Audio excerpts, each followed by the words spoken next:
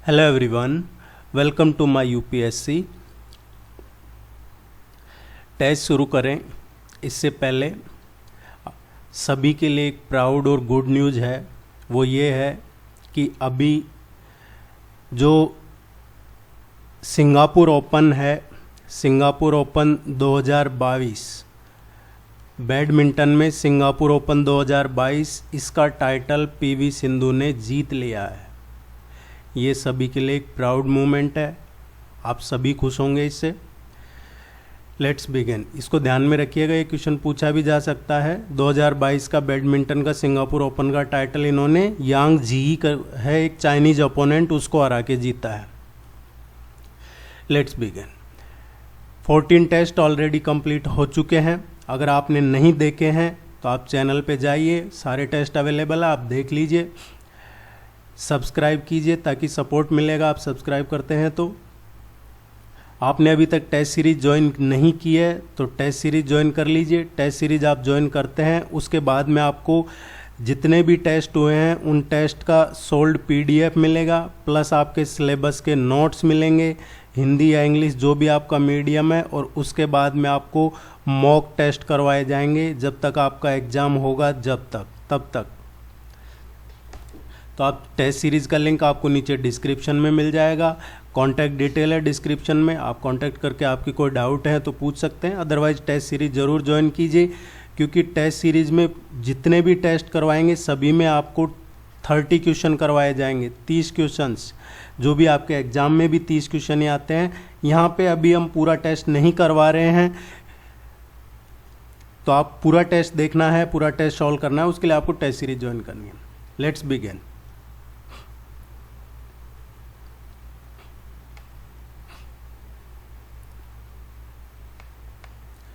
Which among the following pairs of rivers and tributaries are correctly matched. और देखिए पूरा test नहीं करवा रहे हैं, उसकी बहुत सारी वजह है, जिसमें से एक मेन वजह ये भी है कि आप में से ज़्यादातर कहते हैं कि भाई आप है जो इसको पूरा बड़ा लंबा वीडियो बनाते हैं। देखिए जब तक मैं अच्छे से नहीं समझा दूँ किसी क्वेश्चन को, मुझे खुद को अच्छे से सेटिस्फैक्शन नहीं मिलता जब तक मैं उस क्वेश्चन को पूरा समझाता हूँ।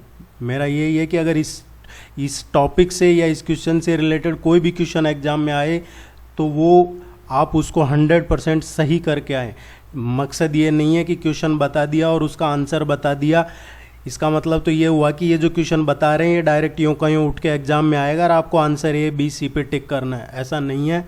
इसलिए आप जितना भी टाइम इसको देख पाएँ और आपके पास जब पूरा टाइम हो जब भी देखें। आपसे ये भी रिक्वेस्ट है, क्योंकि बहुत सारे क्या करते हैं कि ओपन किया, 1 मिनट देखा और फिर क्लोज किया, उससे देखिए हमारी मेहनत डाउन होती है। क्योंकि आप जब उसको कम देखते हैं तो उससे उसका रैंक डाउन होता है और वो इनडायरेक्टली आप हमारी मेहनत को ही नुकसान पहुँचा रहे हैं। तो ये आपसे रिक्वेस्ट रहेगी कि जब आपके पास टाइम हो जब भी देखें, जब भी आपको सूटेबल हो। Let's begin.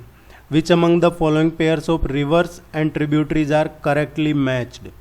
Godavari river, Indravati, Ganga river, Penganga, Krishna, Bhima, Luni, Sukri. देखिए इसमें से जो गोदावरी रिवर है, गोदावरी रिवर की बात करते हैं। गोदावरी रिवर कहाँ से ओरिजिनेट होती है? गोदावरी रिवर इंडिया की 2nd लॉन्गेस्ट रिवर है। यह आपको ध्यान रखना है, इंडिया की 2nd लॉन्गेस्ट रिवर कौन सी है? गोदावरी रिवर है। और इससे सबसे लॉन्गेस्ट रिवर कौन सी है इंडिया की? गंगा रिवर। एंड ये गोदावरी है जो 3rd लार्जेस्ट रिवर है, 3rd लार्जेस्ट रिवर है ये। देखिए ये कहाँ से ओरिजिनेट होती है Godavari river? Godavari river originate होती है त्रिंबकेश्वर, नासिक, महाराष्ट्र। त्रिंबकेश्वर, नासिक, महाराष्ट्र से ओरिजिनेट होती है गोदावरी रिवर। और ये कहाँ किन किन स्टेट्स में फ्लो करती है? गोदावरी रिवर है ये महाराष्ट्र, तेलंगाना, आंध्र प्रदेश, छत्तीसगढ़ एंड ओडिशा। महाराष्ट्र, तेलंगाना, आंध्र प्रदेश, छत्तीसगढ़ और ओडिशा, 5 स्टेट्स में होके ये रिवर है जो ड्रेन करती है। इसका ये करेक्ट है, क्वेश्चन में करेक्ट ही पूछा है। गोदावरी, ये इंद्रावती गोदावरी रिवर की सहायक रिवर है, ट्रिब्यूटरी है, सही है। गंगा, पेन गंगा, देखिए जो पेन गंगा है it is a tributary of Wardha river, not Ganga. Wardha river की ट्रिब्यूटरी है पेन गंगा, सो ये करेक्ट नहीं है। गंगा कहाँ से ओरिजिनेट होती है यह भी मैं आपको बताऊंगा, इसका थोड़ा सा डिटेल में। कृष्णा और भीमा, कृष्णा रिवर और भीमा रिवर है। कृष्णा रिवर ओरिजिनेट कहाँ से होती है, ये डेक्कन का प्लेट्यू है, सुना होगा आपने, दक्कन का पठार, डेक्कन का plateau, and it is the third longest. Second longest थी गोदावरी और कृष्णा है third longest river after Godavari and Ganga. और ये fourth largest in terms of water inflow and river basin area after Ganga, Indus और गोदावरी।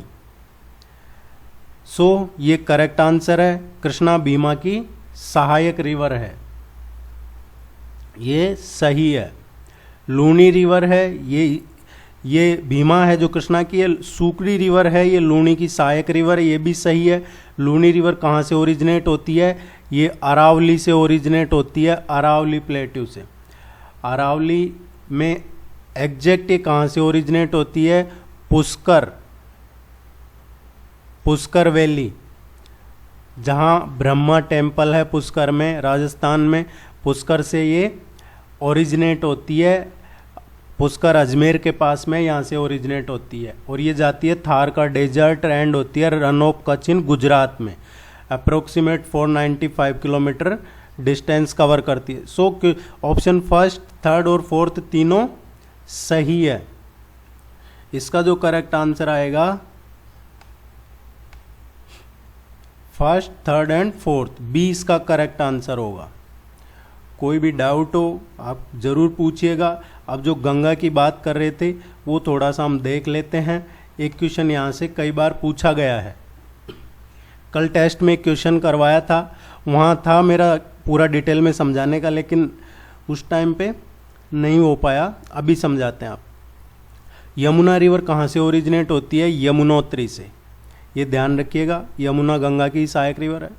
गंगोत्री से भागीरथी निकलती है, गंगा नहीं निकलती है, भागीरथी निकलती है यमुनोत्री ग्लेशियर से, गंगोत्री ग्लेशियर से। और केदारनाथ है, यहाँ से मंदाकिनी निकलती है। भागीरथी और मंदाकिनी ये अलकनंदा में मिलती है आके। और बद्रीनाथ है, यहाँ से अलकनंदा रिवर ओरिजिनेट होती है। ये ध्यान रखने वाली चीज़ है। यमुनोत्री ग्लेशियर से यमुना ओरिजिनेट होती है, गंगोत्री से गंगा नहीं ओरिजिनेट होती, गंगोत्री से भागीरथी ओरिजिनेट होती है।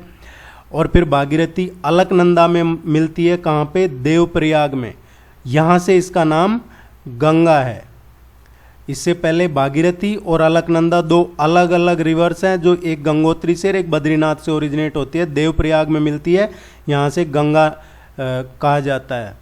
केदारनाथ से मंदाकिनी निकलती है और वो मिलती है कहाँ पे, रुद्रप्रयाग में, किसको, अलकनंदा रिवर को। अलकनंदा रिवर को रुद्रप्रयाग में मंदाकिनी मिलती है। ये पूछा जाता है कई बार क्वेश्चन, मंदाकिनी और अलकनंदा कहाँ पे मिलती है, या रुद्रप्रयाग में किन दो नदियों का संगम है, मिलन है, ये पूछा जाता है। कर्णप्रयाग है, इसमें अलकनंदा और पिंडर रिवर का ये मिलती है। अलकनंदा और नंदाकिनी ये नंदप्रयाग में मिलती है, नंदप्रयाग में। और धौली गंगा और अलकनंदा मिलती है, ये विष्णुप्रयाग में मिलती है। मेरा आपसे रिक्वेस्ट है कि आप इन सभी को नोट कर लीजिएगा, ये बहुत इम्पोर्टेंट है। एक क्वेश्चन कई बार पूछा गया है आपके एग्जाम में, और नहीं तो ये पूछा जा सकता है। आप इसको जरूर अच्छे से सीरियसली, स्पेशली ये जो 5 प्रयाग हैं इनका नाम ध्यान में रखिएगा।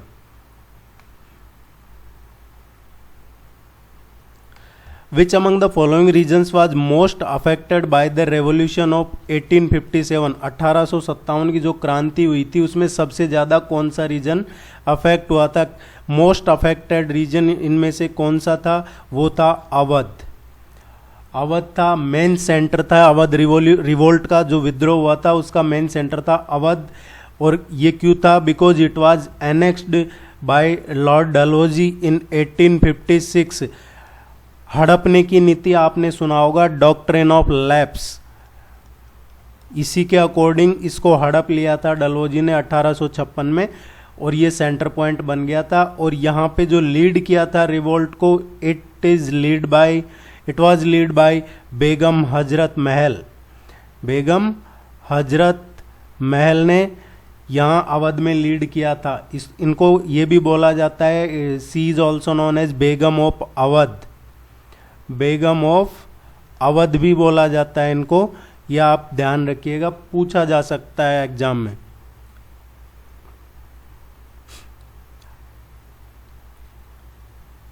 Recently, which of the following becomes the 36th state UT to implement one nation one ration card scheme? अभी 36 कौन सा स्टेट या यूटी है जिसने ये one nation one ration card scheme को अपने यहाँ इम्प्लीमेंट किया है? इसका जो करेक्ट आंसर आएगा वो आएगा Assam. Assam is the last one. Which among the following pairs of names of shifting cultivation and the areas correctly matched? Correct देखना है Podu Kerala.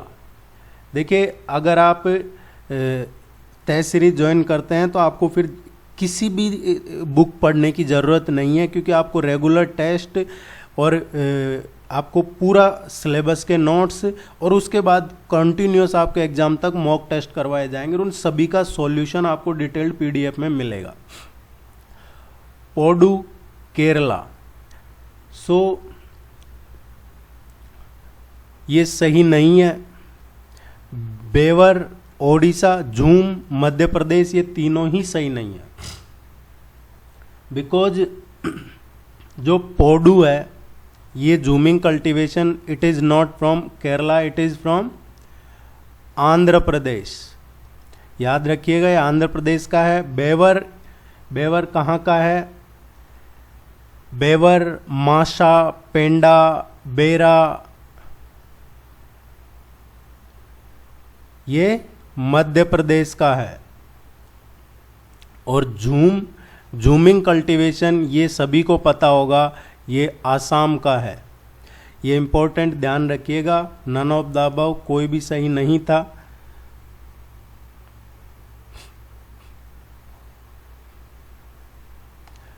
According to the which article of the constitution the executive powers of union is vested in the president? अभी president और vice president दोनों के election होने वाले हैं, तो आपको इनको थ्रू आउट फॉलो करना है। एग्जाम में 101% क्वेश्चन प्रेसिडेंट या वाइस प्रेसिडेंट से पूछा जाएगा, चाहे किसी भी वे में पूछा जाए, इसलिए हमारी कोशिश है कोई क्वेश्चन मिस ना हो, पूरे इनसे रिलेटेड जो भी टॉपिक्स है कवर करवा रहे हैं। इसका जो करेक्ट आंसर आएगा, विच आर्टिकल, जो एग्जीक्यूटिव पावर है प्रेसिडेंट के पास, वो कौन से आर्टिकल में मेंशन है? आर्टिकल 53 में। देखिए, according to article 52(1) of the Constitution of India, the executive power of the Union government is vested in the President and shall be exercised by him either directly or through officers subordinate to him। और जो supreme commander है, supreme commander ये defence forces का, ये कौन होता है? President ही होता है। ये इसका करेक्ट आंसर है।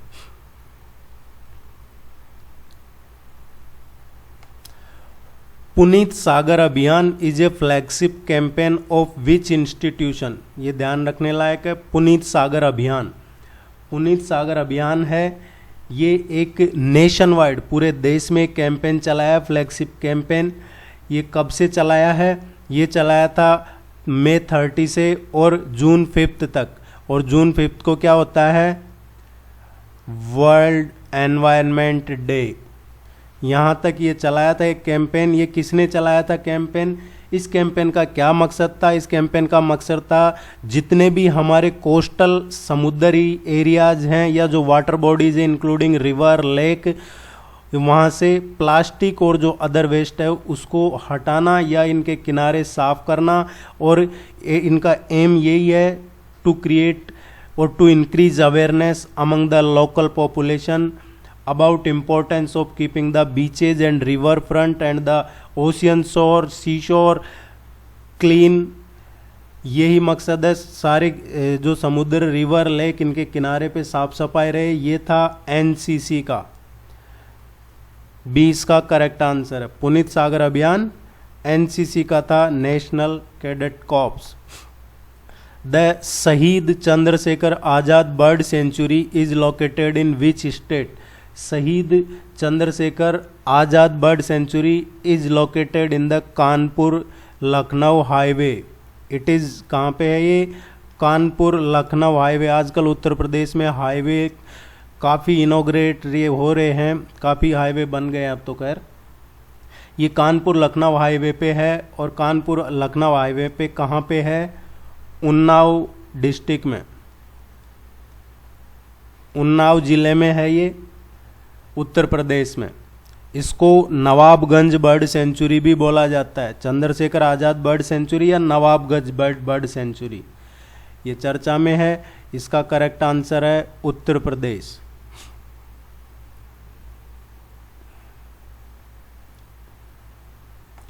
Which among the following states of present India refused to join India after independence? आज़ाद होने के बाद कौन से ऐसे थे इनमें से जिन्होंने इंडिया को ज्वाइन करने से ही मना कर दिया था? उस टाइम की बात है। बाद में पटेल साहब ने सबको एक किया। इसका जो करेक्ट आंसर आएगा, किस किस ने रिफ्यूज़ किया था? जूनागढ़ ने रिफ्यूज़ कर दिया था, भोपाल ने कर दिया था, हैदराबाद ने कर दिया था, कश्मीर ने कर दिया था। कश्मीर पे तो बाद में पाकिस्तान साइड से अटैक हुआ जब उन्होंने मदद मांगी, जब हम में आके मिले हैं। बाकी पटेल साहब ने इनको, जो हमारे पहले गृह मंत्री भी रहे हैं, उन्होंने ही एकीकरण किया था, सरदार पटेल ने। इसका करेक्ट आंसर आएगा डी। इसके अलावा जोधपुर है या ट्रेवनकोर है, ये भी ज्वाइन नहीं करना चाहते थे। विच among the following is commonly found in gulf of Kutch. ऐसा इनमें से जो ऑप्शन है उनमें से कॉमन क्या है जो gulf of Kutch, gulf of Mannar, Andaman and Nicobar and Lakshadweep island में पाया जाता है? It was commonly found in these places, these islands. Coral reef इसका करेक्ट आंसर होगा। कोरल रीफ इन सभी जगह पे पाई जाती है। Reef building coral, B correct answer है। Consider the following statements about Bharat net project. Bharat net project के बारे में है।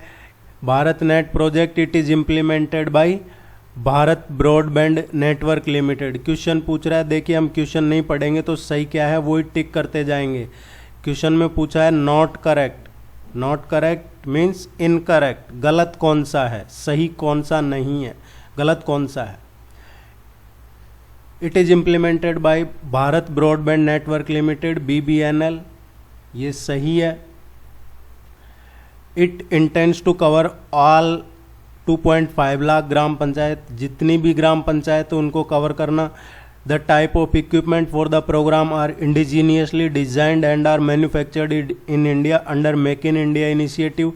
ये तीनों ही सही है, इसमें कुछ भी इनकरेक्ट नहीं है। डी इसका करेक्ट आंसर आएगा। गांव-गांव तक ब्रॉडबैंड इंटरनेट पहुंचाना, यही भारत नेट का पर्पज है, ये इसका एम है। The prime minister of India does not act as the chairperson chairman of the following. इनमें से किसका चेयरमैन प्राइम मिनिस्टर नहीं होता है? नहीं है। नीति आयोग के चेयरमैन हैं, प्रधानमंत्री होते हैं। जो नेशनल वाटर रिसोर्सेज काउंसिल है इसके भी प्राइम मिनिस्टर ही होते हैं। Inter water dispute inter state council जो है उसके भी प्राइम मिनिस्टर ही होते हैं। जो नेशनल ग्रीन ट्रिब्यूनल है NGT, इसका मैंने आपको पिछले टेस्ट में भी बताया था, ये प्राइम मिनिस्टर इसके चेयरमैन नहीं होते हैं, इसके कोई रिटायर्ड जस्टिस या फिर और भी क्वालिफिकेशंस है उनको बनाया जाता है। अभी प्रेजेंट में एनजीटी के चेयरमैन कौन है? Justice AK Goyal, justice Adarsh Kumar Goyal अभी एनजीटी के चेयरमैन हैं। प्रधानमंत्री एनजीटी के चेयरमैन नहीं होते हैं। DNS in internet technology stands for, ये आपके आईसीटी का क्वेश्चन है, इस तरीके के क्वेश्चन पूछे जाते हैं। DNS ये है domain name system. Domain name system जिनको नहीं पता है, देखिए नहीं पता होता है सभी को, डोमेन नेम सिस्टम क्या होता है? एक डोमेन नेम सर्वर होता है और वही उसी से वो डोमेन नेम सिस्टम से जुड़ा होता है। सपोज हमारी वेबसाइट है myupsc.com, ये क्या है? ये डोमेन नेम है।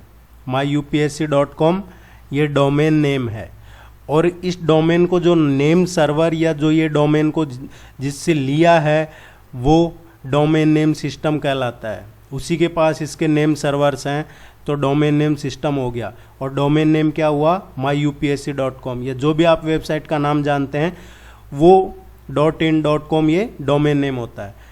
DNS domain name system. आप सब्सक्राइब जरूर कर लीजिएगा, आपसे ये रिक्वेस्ट रहेगा, सपोर्ट रहता है आपका। Which of the following were introduced during the reign of Lord Curzon as viceroy of India? इनमें से कौन से जो लॉर्ड कर्जन जब वायसराय थे इंडिया के उस टाइम इंट्रोड्यूस हुए थे?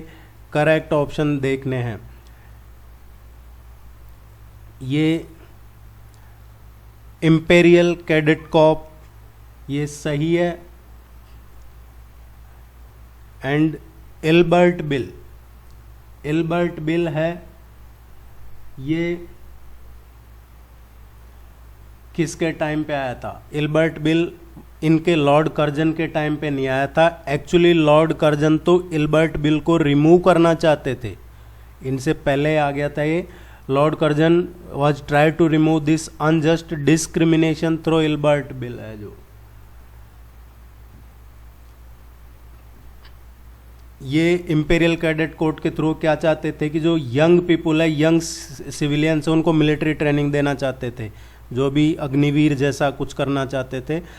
अल्बर्ट बिल है, ये लॉर्ड कर्जन के टाइम पे इंट्रोड्यूस नहीं हुआ। एंशिएंट मॉन्यूमेंट प्रिजर्वेशन एक्ट है, ये लॉर्ड कर्जन के टाइम का ही है। सो ऑप्शन फर्स्ट और थर्ड दोनों करेक्ट हैं। ए इसका करेक्ट आंसर होगा। देखिए, आप पूरा टेस्ट देखना है, पूरा टेस्ट के लिए आपको टेस्ट सीरीज ज्वाइन करनी पड़ेगी। उसका लिंक नीचे डिस्क्रिप्शन में अवेलेबल है, कॉन्टैक्ट नंबर, ईमेल आई सब डिस्क्रिप्शन में अवेलेबल है। आप चैनल को सब्सक्राइब कीजिएगा। All the very best, good luck for your exams. Thank you.